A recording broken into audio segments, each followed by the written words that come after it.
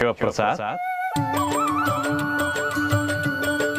ಭಗವಂತ, ಕಾಳಜಿನ ಹಾವಳಿ ಅಂತ ಅಪಾರ್ಥ ಮಾಡ್ಕೋಬಾರ್ದು. ಕಾಳಜಿನ? ಯಾವ ಕಡೆಯಿಂದ ಇದು ನಿನಗೆ ಕಾಳಜಿ ಅಂತ ಅನಿಸ್ತಾ ಇದೆ ಭಗವಂತ? ಈ ಕಲರ್ ಶರ್ಟ್ ಹಾಕೋಬೇಡ, ಗಾಡಿಲಿ ಹೋಗ್ಬೇಡ, ಬಸ್ ಹತ್ಕೊಂಡು ಹೋಗೋ, ಬಸ್ ಇಳ್ಕೊಂಡು ಬಾ, ಬರೀ ಟಾರ್ಚರ್ ಟಾರ್ಚರ್. ಅಲ್ಲ ಭಗವಂತ, ಈ ಜನ ಪಾಪ ಶನಿ ದೇವ್ರನ್ನ ಯಾಕೆ ವಿಲನ್ ಮಾಡಿ ಕೂರಿಸಿದಾರೋ ನನಗಂತೂ ಅರ್ಥನೇ ಆಗ್ತಾ ಇಲ್ಲ. ಆಹಾ, ದೇವರು ಅಂದ್ರೆ ಅವನ ಕೆಲಸನೇ ಎಲ್ಲರನ್ನೂ ಸಲಹೋದ್ ಬಿಟ್ಟು ಅವನ್ ಕಾಟ ಕೊಡ್ತಾನ? ನೀನೇ ಹೇಳು. ಆದ್ರೆ ತಪ್ಪು ಮಾಡಿದವ್ರಿಗೆ ಶಿಕ್ಷೆ ಅಂತ ಕೊಡ್ತೀನಲ್ವಾ? ಶಿಕ್ಷೆ ಕೊಡು, ತಪ್ಪು ಮಾಡಿದವ್ರಿಗೆ ಕೊಡು, ಯಾರು ಬೇಡ ಅಂದ್ರು. ಆದ್ರೆ ನನ್ನಂತ ಒಳ್ಳೆ ವ್ಯಕ್ತಿ ಕೊಟ್ರೆ ಅದು ಅನ್ಯಾಯ ಅಲ್ವಾ? ಆ ಹನುಮಾನ್ ಗುಡಿ ಅರ್ಚಕರು ಇವಳ ತಲೆಯಲ್ಲಿ ಏನೇನೋ ತುಂಬಿಸಿದ್ದಾರೆ. ಅವಳು ಅದನ್ನೆಲ್ಲ ಫಾಲೋ ಮಾಡ್ತಿದ್ದಾಳೆ. ಅವಳು ಮಾಡಿದ್ರೆ ಮಾಡ್ಕೊಳ್ಳಿ, ಆದ್ರೆ ನನಗೂ ಅದನ್ನೇ ಮಾಡು ಅಂದ್ರೆ ಹೇಗೆ ಭಗವಂತ? ಪ್ಲೀಸ್ ಭಗವಂತ, ನೀನಾದ್ರೂ ಅವಳು ಸ್ವಲ್ಪ ಬುದ್ಧಿ ಹೇಳು. ತಪ್ಪಿದ್ದಾಗ ತಿದ್ದೋದು ನನ್ನ ಕೆಲಸ. ಆದ್ರೆ ನಿನ್ ಮನೆಯವರು ತಪ್ಪೇ ಮಾಡ್ತಿಲ್ಲ ಅಂದಾಗ ತಿದ್ದೋದಿಕ್ಕೆ ಹೇಗೆ ಸಾಧ್ಯ? ಅವ್ರು ಇಷ್ಟೆಲ್ಲ ಅನ್ಯಾಯ ಮಾಡ್ತಾ ಇದಾರೆ, ತಪ್ಪಲ್ವಾ ಅದು? ತಪ್ಪು ಯಾವುದು ಶಿವಪ್ರಸಾದ್? ಯಾವ ಕೆಲಸದಿಂದ, ಯಾವ ಆಲೋಚನೆಯಿಂದ ಇನ್ನೊಬ್ಬರಿಗೆ ದೈಹಿಕವಾಗಲಿ ಮಾನಸಿಕವಾಗಲಿ ಅವರ ಶಾಂತಿಗೆ, ನೆಮ್ಮದಿಗೆ, ಉದ್ಧಾರಕ್ಕೆ ತೊಂದರೆಯಾಗುವುದು ಅದು ತಪ್ಪು. ಆದರೆ ಇನ್ನೊಬ್ಬರ ಒಳಿತಿಗಾಗಿ, ಇನ್ನೊಬ್ಬರ ಉನ್ನತಿಗಾಗಿ ಒತ್ತಡ ಹೇರುವುದು ತಪ್ಪಲ್ಲ. ಅದು ಪ್ರೀತಿ. ನಿನ್ ಮನೆಯವರ ಪ್ರೀತಿಗೆ ಬೆಲೆ ಕೊಡು ಶಿವಪ್ರಸಾದ್. ಓ, ನನಗೆ ಈಗ ಅರ್ಥ ಆಯ್ತು. ನೀನು ನಿನ್ನ ವಾಹನ ನಂದಿನ ಕೈಲಾಸದಲ್ಲೇ ಬಿಟ್ಟು ಬಂದಿದ್ಯಾ, ಇಲ್ಲಿ ಪಾಪ ನಡ್ಕೊಂಡು ಓಡಾಡ್ತಾ ಇದೆಯಾ. ಅದಕ್ಕೆ ನಿನ್ನ ಶಿಷ್ಯ ಕೂಡ ನಟರಾಜ ಸರ್ವಿಸ್ ಮಾಡ್ಲಿ ಅನ್ನೋದು ನಿನ್ನ ಪ್ಲಾನ್. ಓಕೆ ಓಕೆ, ನಾನು ನಡ್ಕೊಂಡೇ ಓಡಾಡ್ತೀನಿ ಹೊರತು ಕುಲಪುತ್ರನಿಂದ ಕಿತ್ತುಕೊಂಡ ಕೀಗೋಸ್ಕರ ಕೀಟಲೆ ಮಾಡಿ ಕುಪಿತೃವಿನ ಕರದಿಂದ ಕೀ ಕೀಳುವ ಕೆಲಸವನ್ನು ನಾನು ಖಂಡಿತ ಮಾಡಲಾರೆ. ನಾನು ಯಾರಿಗೂ ಬಗ್ಗಲ್ಲ, ಯಾಕೆಂದ್ರೆ ನನ್ನ ಜೊತೆ ದೇವರಿದ್ದಾನೆ. ಅಂದ್ರೆ ನೀನಿದ್ಯಾ, ನನ್ನ ಮೇಲೆ ನನಗೆ ನಂಬಿಕೆ. ಯಾಕೆಂದ್ರೆ ನನ್ನಷ್ಟು ಒಳ್ಳೆಯವನು ಈ ಪ್ರಪಂಚದಲ್ಲೇ ಯಾರು ಇಲ್ಲ. I am not god, but still I am great. ಏನಂತ್ಯ ಬಾ? ಆಹಾ ಭಗವಂತ, ಆಲ್ರೆಡಿ ಎಕ್ಸಿಟ್. ಏನು ಮಾಡೋಕ್ಕಾಗಲ್ಲ. ನೀನೆಲ್ಲಿ ನಡೆವೆ ದೂರ,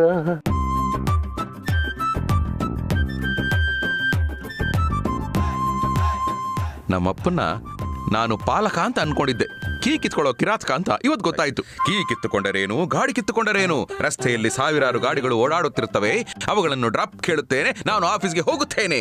ಆದ್ರೆ ಟೈಮ್ ಆಗ್ತಾ ಇದೆಯಲ್ಲ, ಯಾವ ಗಾಡಿನೂ ಬರ್ತಾ ಇಲ್ವೇ? ಸರ್ ಸರ್ ಸರ್ ಡ್ರಾಪ್ ಕೊಡಿ sir, drop. Brother drop, brother.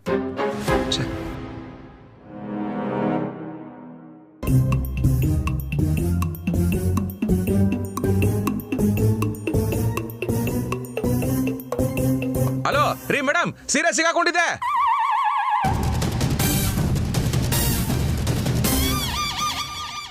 ಅಯ್ಯಯ್ಯೋ, ಯಾರೋ ನನ್ನ ಸೀರೆ ಎಳಿತಾ ಇದ್ದಾನೆ, ಕಾಪಾಡಿ ಕಾಪಾಡಿ. ಯಾವನೋ ನೀನು? ಸೀರೆ ಕೈ ಆಗ್ತಾ ಇದೆಯಾ? ನಾಚಿಕೆ ಅಲ್ವಾ ನಿನ್ಗೆ? ಅಯ್ಯೋ ಸರ್, ನೀವು ತಪ್ಪು ತಿಳ್ಕೊಂಡಿದ್ದೀರಾ, ನಾನು ಅಂಥವನಲ್ಲ. ಅಯ್ಯೋ ಶಿವಣ್ಣ, ನೀವೇನಣ್ಣ ಇಂಥ ಕೆಲಸ ಮಾಡ್ತಿದ್ದೀರಾ? ಅಯ್ಯೋ ಸಂಧ್ಯಾ ಅವ್ರೆ, ನೀವು ನನ್ನ ಬಗ್ಗೆ ತಪ್ಪು ತಿಳ್ಕೊಂಡ್ರೆ ಹೇಗೆ? ನೋಡಿ, ನಿಮ್ ಸೀರೆ ಟೈರಿಗೆ ಸಿಗಾಕೊಳ್ತಾ ಇತ್ತು, ನಾನು ಕೂಕೊಂಡೆ, ನಿಮಗ್ ಕೇಳಿಸ್ಲಿಲ್ಲ. ಸರಿ ನಾನೇ ತಗೋಣ ಅಂತ ಬಂದೆ, ಅಷ್ಟರಲ್ಲಿ ಅಣ್ಣ ಗಾಡಿ ಮೂವ್ ಮಾಡ್ಬಿಟ್ರು, ಹೆಚ್ಚು ಕಮ್ಮಿ ಆಗೋಯ್ತು. ಹೌದಾ? ಅದು ಯಾರೋ ಸೀರೆಗೆ ಕೈ ಹಾಕಿ ಎಳ್ದಂಗಾಯ್ತು, ಅದಕ್ಕೆ ಗಾಬರಿಲಿ ಜೋರ ಕೂಗಾಡ್ಬಿಟ್ಟೆ, ನನಗ್ ಗೊತ್ತಾಗ್ಲಿಲ್ಲ. ಸಾರಿ ಶಿವಣ್ಣ. ಅಯ್ಯೋ ಸಿದ್ದಣ್ಣ, ಇವ್ರು ನನಗ್ ಗೊತ್ತಿರೋರೆ, ಇವ್ರು ಅಂತ ಕೆಲಸ ಎಲ್ಲ ಮಾಡೋ ಅಂತವ್ರಲ್ಲ. ಗೊತ್ತಿರೋಬಿಟ್ರೆ ಸೀರೆ ಕೈ ಆಗ್ಬಿಡೋದಾ? ಅಯ್ಯೋ ಸಾರ್, ನೀವು ತಪ್ಪು ತಿಳ್ಕೊತಾ ಇದೀರಾ, ನಾನು ಅಂತವನಲ್ಲ ಸಾರ್. ಸಿದ್ದಣ್ಣ, ನೀನ್ ಸ್ವಲ್ಪ ಸುಮ್ನೆ ಇರು. ಇವ್ರ್ಯಾರು ಸಂಧ್ಯಾ ಅವ್ರೆ? ಅಣ್ಣ, ಇವ್ರು ನಮ್ಮೂರ್ನವ್ರೆ, ಸಿದ್ದಣ್ಣ ಅಂತ. ಇಲ್ಲೇ ಹತ್ರದಲ್ಲಿ ಮದ್ವೆಗೆ ಹೋಗ್ಬೇಕಾಗಿತ್ತು, ಅದಕ್ಕೆ ಗಾಡಿಲಿ ಹೋಗ್ತಾ ಇದ್ವಿ. ಸರಿ ಸರಿ ಸರಿ ಅಣ್ಣ, ನಾವಿನ್ ಬರ್ತೀವಿ. ಹುಷಾರಾಗಿ ಹೋಗ್ ಬನ್ನಿ. ಹಾ ಸರಿ. ಅಪ್ಪ, ಸ್ವಲ್ಪದ್ರಲ್ಲಿ ಮಿಸ್ ಆಯ್ತು. ಚೂರು ಮಾರಿದಿದ್ರೆ ಧರ್ಮದೇಟಗಳು ಬಿದ್ದಿರೋದು.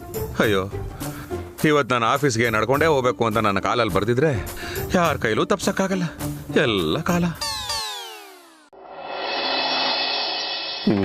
ಎಲ್ಲ ಆಗಿದ್ ನಿನ್ನಿಂದಾನೆ. ಏನು ಸೀರೆ ಹೇಳಿ ಅಂತ ನಾನು ಹೇಳದ್ನ? ಅಯ್ಯೋ ಮಾವ, ಮೊದಲೇ ಅವ್ರು ಬೇಜಾರು ಮಾಡ್ಕೊಂಡು ಬಂದಿದ್ದಾರೆ. ಈಗ ನೀವು ನೋಡಿದ್ರೆ ಕಾಲು ಎಳಿತಿದ್ದೀರಲ್ಲ. ಅಲ್ಲಮ್ಮ, ಅವನು ಸೀರೆ ಎಳಿದೆ ಹೋಗಿದ್ರೆ ನಾನು ಯಾಕೆ ಅವನ ಕಾಲು ಎಳಿತಿದ್ದೆ? ದುಶ್ಯಾಸನ ತಗೊಂಬಂದ್ರು. ಅಪ್ಪ ಧೃತರಾಷ್ಟ್ರ, ವಿಷಯ ಗೊತ್ತಿಲ್ಲದೆ ಮಾತಾಡ್ಬೇಡ. ನನಗೇನು ಮಾಡಕ್ ಬೇರೆ ಕೆಲಸ ಇಲ್ವಾ? ನಾನು ಯಾಕೆ ಅಲ್ಲಿ ಸೀರೆ ಹೇಳಕ್ ಹೋಗ್ಲಿ? ಅವ ಅಮ್ಮನ ಸೀರೆ ಚಕ್ರಕ್ಕೆ ಸಿಕ್ಕಾಕೊಂಡಿತ್ತು. ನಾವೇ ಡೈಲಿ ಪೇಪರಲ್ಲಿ ಓದಲ್ವಾ, ಸೀರೆ ಚಕ್ರಕ್ಕೆ ಸಿಕ್ಕಾಕೊಂತು, ಅಪಘಾತ, ಮಹಿಳೆ ಸಾವು ಅಂತ. ಈಗಿನ ಕಾಲದ ಹೆಣ್ಮಕ್ಳ ತಲೆಯಲ್ಲಿ ಅದು ಏನಿರುತ್ತೋ ಏನೋ. ಮಕ್ಕಳನ್ನೆಲ್ಲ ರೋಡ್ ಸೈಡಲ್ಲಿ ಬಿಟ್ಬಿಟ್ಟು ಇವರೆಲ್ಲ ಫುಟ್ಪಾತ್ ಸೈಡಲ್ಲಿ ಇರ್ತಾರೆ. ಕೆಲವರು ಅದು ಯಾವ ಅವತಾರದಲ್ಲಿ ಸೀರೆ ಉಟ್ಕೋತಾರೆ ಅಂದರೆ ಸೀರೆ ಡೈರೆಕ್ಟಾಗಿ ಚಕ್ರಕ್ಕೆ ಸಿಕ್ಕಾಕೊಳ್ಳುತ್ತೆ.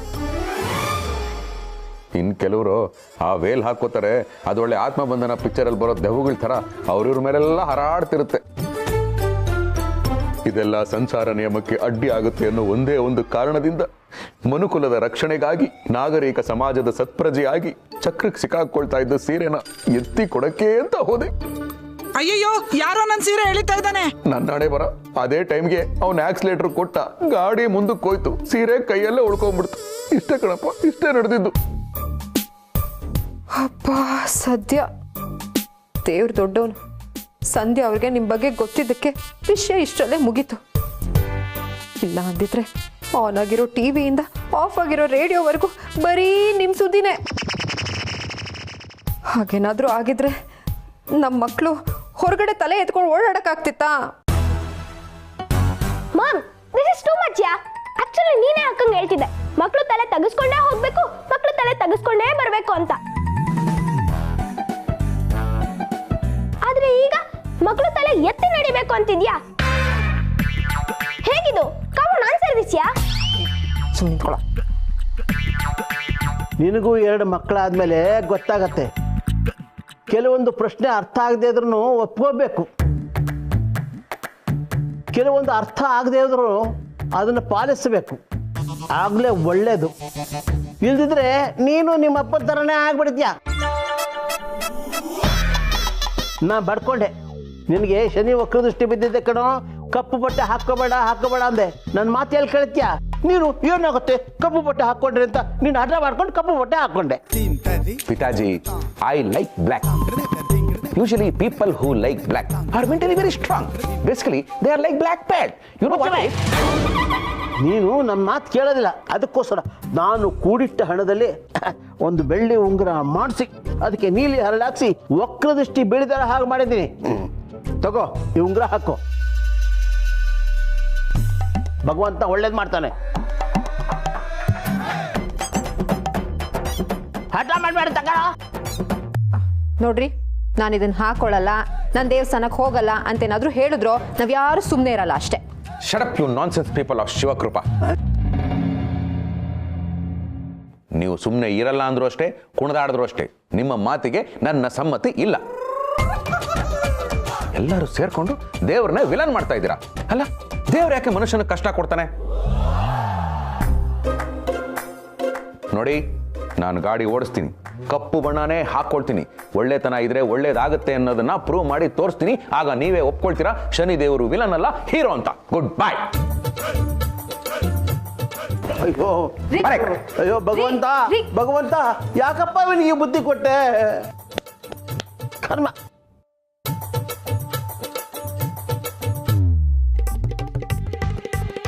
ಅಯ್ಯ, ಓಡಿ ಸುಸ್ತಾಯ್ತು. ಓಡೋಕ್ಕೆ ಸ್ಟ್ಯಾಮಿನಾ ಬೇಕು. ಅಲ್ಲ, ಸ್ಟ್ಯಾಮಿನಾ ಇಲ್ಲದೆ ಏಜೇನಲ್ಲ ನಂದು. ಆರು ಈಗಿನ ಕಾಲದಲ್ಲಿ ಅಷ್ಟು ಬೆಲೆ ಬಾಳು 2000 ರೂಪಾಯಿ ನೋಟೇ ಓಡೋದಿಲ್ಲ. ಇನ್ನು ನನ್ನಂತ PC ಓಡೋಕತ್ತ. ಆರು ಆ ಹೆಕ್ಕತ್ತಿಂಬು ಡ್ರಗ್ ಪೆಡ್ಲರ್ ತಪ್ಪಿಸ್ಕೊಂಡ. ಒಳ್ಳೇದಾಯ್ತು. ಇಲ್ಲ ಅಂದರೆ ನಾನು ಅವನನ್ನು ಓಡಿಸ್ಕೊಂಡು ಹೋಗಿ, ಅವ ಎಲ್ಲೆಲ್ಲೋ ಓಡಿ ಹೋಯ್, ಅವನ ಅಡ್ಡಕ್ಕೆ ಕರ್ಕೊಂಡು ಹೋಯ್, ಅಲ್ಲವ್ರೆಲ್ಲ ಹಾಯ್ಕೊಂಡು ನನಗೆ ಸಮಾನ ಹಾಕಿ ಜಪ್ಪಿ ನನ್ನ ಕಿಡ್ನಿ ಲಿವರ್ ಮಾರ್ಕೊಂಡ್ರೆ ನಾನು ಎಲ್ಲಿಗೆ ಹೋಗ್ಬೋದು? ಇರಲಿ, ನೀನು ಚಾಪಿ ಕೆಳಗೆ ನುಸುಡ್ರೆ ನಾನು ರಂಗೋಲಿ ಕೆಳಗೆ ನುಸುಡ್ತೆ.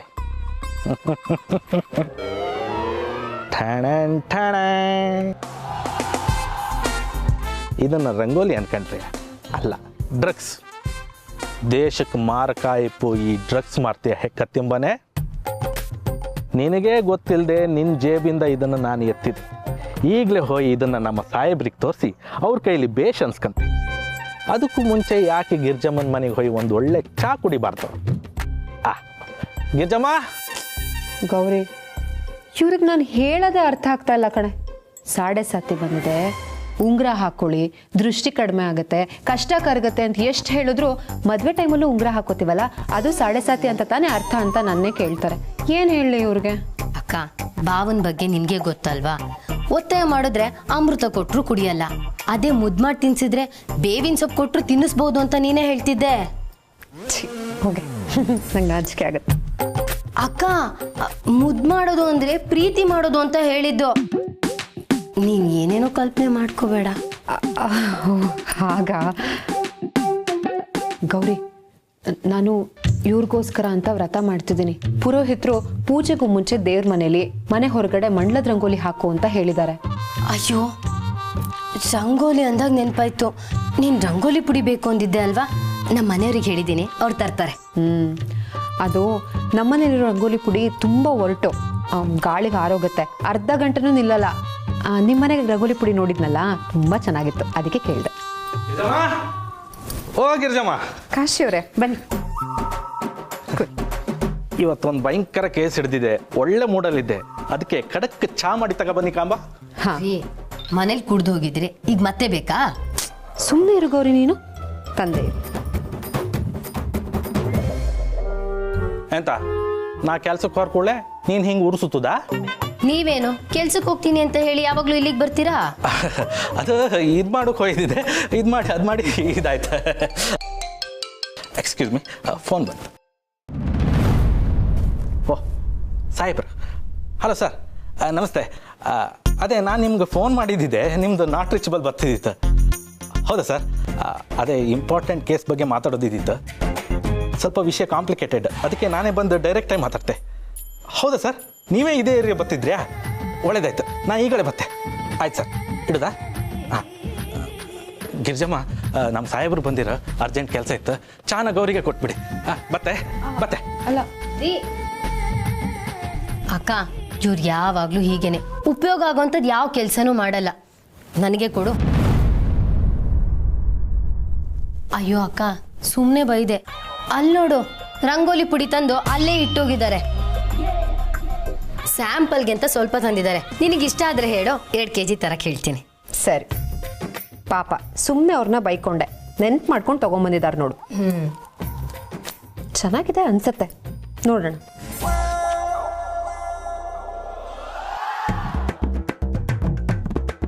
ಎಲ್ಲೋ ಮಿಸ್ ಆಗ್ಬಿಟ್ನಲ್ಲ, ಎಲ್ಲಿ ಹೋದ ಅವನು? ನಮಸ್ಕಾರ ಸರ್, ಏನು ವಿಷಯ?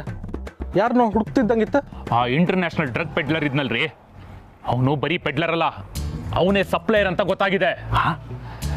ಇಲ್ಲಿವರೆಗೂ ನಾನು ಅವನನ್ನ ಪೆಡ್ಲರ್ ಅಂದೇಳಿ ಅನ್ಕೊಂಡಿದ್ದೆ, ಈಗ ಕಂಡ್ರೆ ಅವನೇ ಸಪ್ಲೈಯರಾ? ಓಹೋ, ನಮಸ್ಕಾರ ಸರ್. ಏನು ಕಾಶಿ ಅವರೇ, ಸೆಂಟ್ರ್ ರೋಡಲ್ಲಿ ನಿಂತ್ಕೊಂಡು ಪೆಡ್ಲಿಂಗು ಗಿಡ್ಲಿಂಗು ಅಂತ ಮಾತಾಡ್ತಾ ಇದ್ದೀರಾ? ಸೈಕಲ್ ಪೆಡ್ಲಿಂಗ್ ಕಾಂಪಿಟೇಷನ್ಗೆ ಯಾರು ಹೋಗ್ತಾ ಇದ್ದೀರಾ? ಅಯ್ಯೋ ಶಿವರೇ, ಅದು ಪೆಡ್ಲಿಂಗ್ ಅಲ್ಲ ಮರ್ರೆ, ಪೆಡ್ಲರ್. ಪೆಡ್ಲರ್ ಅಂದರೆ ಈ ಡ್ರಗ್ಸನ್ನು ಇಲ್ಲೀಗಲಾಗಿ ಸಪ್ಲೈ ಮಾಡ್ತಾಳ ಅವನು. ಡ್ರಗ್ಸ್ ಬರೀ ಸಪ್ಲೈಯರ್ ಅಲ್ರಿ, ಕುಖ್ಯಾತ ಸಪ್ಲೈಯರು. ನಮ್ಮ ಸುತ್ತಮುತ್ತ 3-4 ದೇಶಗಳಿಗೆ ಅವನೇ ಮೇನ್ ಕಿಂಗ್ ಪಿನ್ ಅಂತೆ. ಅವನನ್ನು ಹಿಡಿಯೋದಕ್ಕೆ ಸೆಂಟ್ರಲ್ ಇಂದ ಟೀಮ್ ಬರ್ತಾ ಇದೆ. ನಾನು ಹಾಗಿದ್ರೆ ದೊಡ್ಡ ಹುತ್ತಕ್ಕೆ ಕೈ ಹಾಕಿದೆ. ಇವಾಗ ಹೆಂಗಿದ್ರು ಮ್ಯಾಟ್ರ್ ಸೀರಿಯಸ್ ಆಯ್ತು. ನಾನು ಕ್ಯಾಪ್ಚರ್ ಮಾಡಿರೋ ಡ್ರಗ್ಸ್ನ ಕೊಟ್ಟರೆ ಪಕ್ಕಾ ಪ್ರಮೋಷನ್. ಸರ್, ನಾನೀಗ ನಿಮ್ಗೆ ತೋರಿಸೋ ವಸ್ತುನ ನೀವು ಕಂಡ್ರೆ ಟೆನ್ಷನ್ ಆಗಿ ಬೆಚ್ಚಿ ಬೀಳ್ತ್ರಿ. ಏನ್ರಿ ಅದು? ತೋರಿಸ್ರಿ ಬೇಗ, ಟೈಮ್ ಇಲ್ಲ.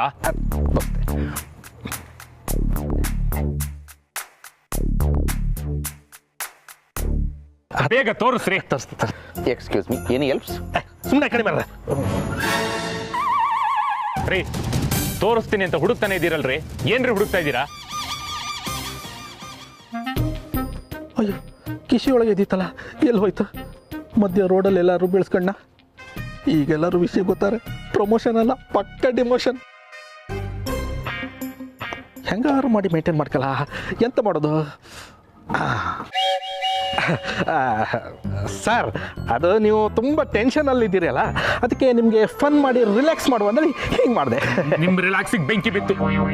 ಆ ಕಿಂಗ್ ಪಿನ್ನು ಇದೇ ಏರಿಯಾದಲ್ಲಿ ಇದ್ದಾನಂತೆ, ಯಾವ್ದು ಮಿಡಲ್ ಕ್ಲಾಸ್ ಮನೆಯಲ್ಲಿ ಉಳ್ಕೊಂಡಿದ್ದಾನಂತೆ. ನೀವು ಬೇಗ ಹುಡುಕಿ, ನಾನು ಈ ಕಡೆ ಎಲ್ಲ ಹುಡುಕ್ತೀನಿ.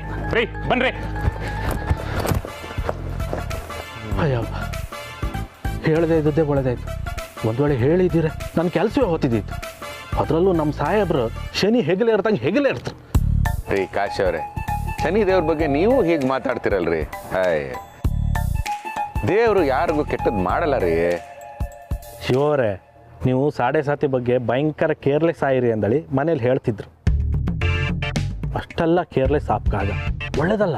ನೋಡಿ ಕಾಶಿ ಅವರೇ, ನೀಲಿ ಬಣ್ಣದ ಶರ್ಟ್ ಹಾಕೊಂಡು ಹೋಗ್ಬೇಡ ಅಂತ ಹೇಳಿದ್ರು. ನಾನು ಬೇಕು ಅಂತಾನೆ ನೀಲಿ ಗೆರೆ ಶರ್ಟ್ ಹಾಕೊಂಡು ಹೋಗಿದ್ದೆ. ಗಾಡಿ ಓಡಿಸ್ಬೇಡ ಅಂತ ಹೇಳಿದ್ರು. ನಾನು ಓಡಿಸ್ಕೊಂಡು ಹೋಗಿದ್ದೆ, ಓಡಿಸ್ಕೊಂಡೆ ಬಂದೆ, ಏನೂ ಆಗಿಲ್ಲ. Perfect all right. ನೋಡಿ, ಇದೆಲ್ಲ ನಮ್ಮ ಆಲೋಚನೆಯಲ್ಲಿ ಇರುತ್ತೆ. ಅಯ್ಯೋ ಬಿಡಿ, ನಿಮಗೆ ನಮ್ಮ ಮನೆಯವ್ರಿಗೆ ಎಷ್ಟು ಹೇಳಿದ್ರು ಅರ್ಥನೇ ಆಗಲ್ಲ. ಅದೇನೋ ATM ಪಿನ್ ಅಂದ್ರಲ್ಲ, ಹೋಗಿ ಹುಡ್ಕೊಳ್ಳಿ. ಅಯ್ಯೋ ಶಿವರೇ, ಅದು ATM ಪಿನ್ ಅಲ್ಲ, ಕಿಂಗ್ ಪಿನ್. ಅದನ್ನೇ ಹುಡುಕಿ. ಸ್ವಲ್ಪ ಡಿಸ್ಟೆನ್ಸ್ ಮೇಂಟೈನ್ ಮಾಡಿ. ನಿಮಗೆ ಚುಚ್ಕೊಂಡ್ರೆ ಕಷ್ಟ. ಯಾರಲ್ಲಿ ಶಿವಕೃಪಾದ ಭಯಭೀತ ಸೈನಿಕರೇ, ನಾನು ಶಿವಪ್ರಸಾದ ಬಂದಿದ್ದೇನೆ, ಹೊರಗೆ ಬನ್ನಿ. ಇದೇನಿದು? ನಮ್ಮ ಕೂಗಿನ ಮೇಲೆ ಅಷ್ಟೊಂದು ತಾತ್ಸಾರವೇ, ಅಥವಾ ಇವನ್ಯಾವ ದೊಣ್ಣೆ ನಾಯಕ ಎಂಬ ಅಹಂಕಾರವೇ?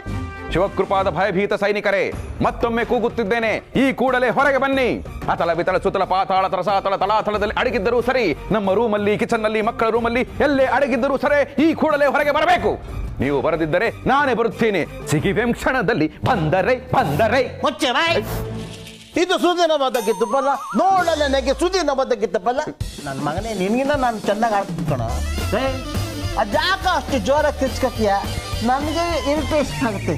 ಬೇರೆಯವ್ರಿಗೆ ತೊಂದರೆ ಆಗಲ್ವೇನೋ? ನೋಡೋ, ನೀನೇನಾದ್ರೂ ಹರ್ಕೋಬೇಕು ಅಂತಿದ್ರೆ ಬೀದಿಲಿ ನಿಂತ್ಕೊಂಡು ಬಟ್ಟೆ ಹರ್ಕೋ, ಆದ್ರೆ ಮನೇಲಿ ಬಂದು ಗಂಟ್ಲು ಹರ್ಕೋಬೇಡ.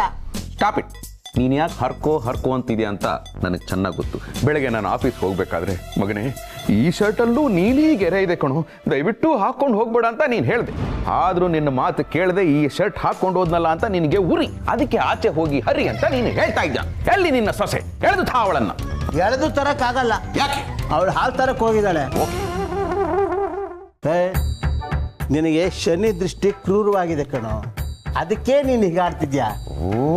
ಅಮ್ಮ ಗಿರಿಜಾ, ನಾನು ಪುರೋಹಿತರ ಇವನ್ ಸಣ್ಣ ಹುಡುಗ ಇದ್ದಾಗ ಜಾತಕ ತೋರಿಸಿದ್ದೆ. ಆ ಜಾತಕ ನೋಡಿ ಹೇಳಿದ್ರು ಇವಂದು ಇಂದ್ರನ ಜಾತಕ ಅಂದ್ರು.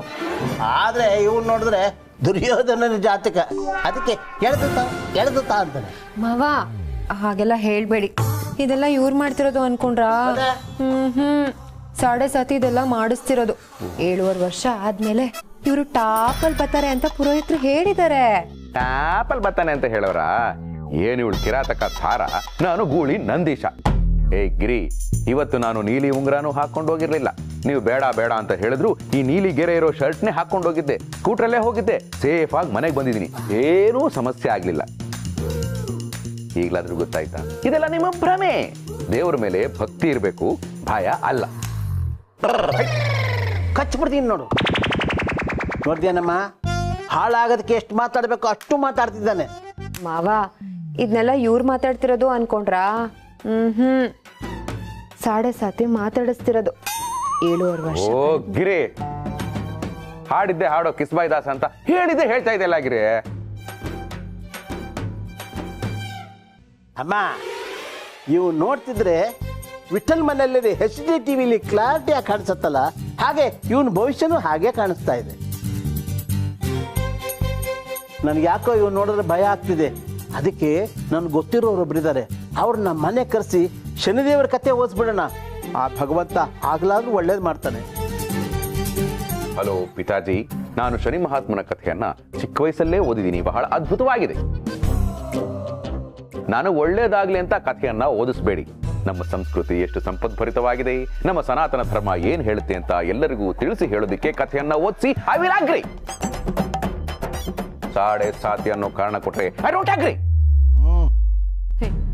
ಭಗವಂತ, ನೀನಾದ್ರೂ ಇವ್ರಿಗೆ ಬುದ್ಧಿ ಕೊಡಪ್ಪ. ಹಲೋ ಹಲೋ, ಭಗವಂತ ನನಗೆ ಹೇಳಿರೋ ಬುದ್ಧಿನೇ ನಾನು ನಿಮಗೆ ಹೇಳ್ತಾ ಇರೋದು. ನಿಮ್ಗೆ ಅರ್ಥ ಆಗ್ತಾ ಇಲ್ಲ ಅಷ್ಟೇ. ಭಗವಂತ ಎಲ್ಲರನ್ನು ನನ್ನಷ್ಟೇ ಇಂಟೆಲಿಜೆಂಟ್ ಆಗಿ ಯಾಕೆ ಹುಟ್ಟಿಸಿಲ್ಲ ನೀನು? ವೈ? ಯಾಕಂದ್ರೆ ನಾನು ನಿನ್ನಷ್ಟು ಬುದ್ಧಿವಂತ ಅಲ್ಲ ಶಿವಪ್ರಸಾದ್. ಭಗವಂತ, ಆಹಾ ಭಗವಂತ, ಎಂಥ ದೊಡ್ಡ ಮಾತು ಹೇಳ್ಬಿಟ್ಟೆ. ನಾನು ನಿನಗಿಂತ ಬುದ್ಧಿವಂತ ಆಗೋಕ್ ಸಾಧ್ಯನಾ? ಚಾನ್ಸೇ ಇಲ್ಲ. ನೋ.